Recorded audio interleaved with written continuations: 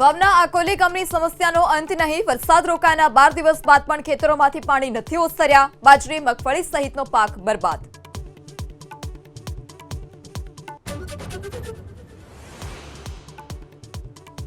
રાહુલ ગાંધીના જેન્ઝીના નિવેદન પર રાજકીય ધમાસાણ. ભાજપ બોલી લોકતંત્રને નબળું પાડવાનો પ્રયાસ.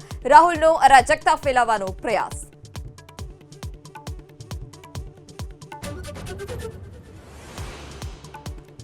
इंडियन ओवरसीज कांग्रेसના અધ્યક્ષ સાયમ પિત્રોડાનો બફાટ. બોલ્યા પાકિસ્તાનમાં ઘર જેવું લાગ્યું. ભાજપનો પલટવાર. કહ્યું પાકિસ્તાનના મનપસંદ કોંગ્રેસી નેતા.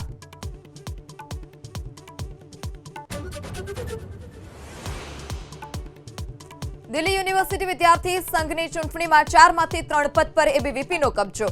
અધ્યક્ષ પદ પર જીત્યા એબીવીપીના આર્યન માન. એનએસયુઆઈના ખાતામાં ઉપાધ્યક્ષ પદ.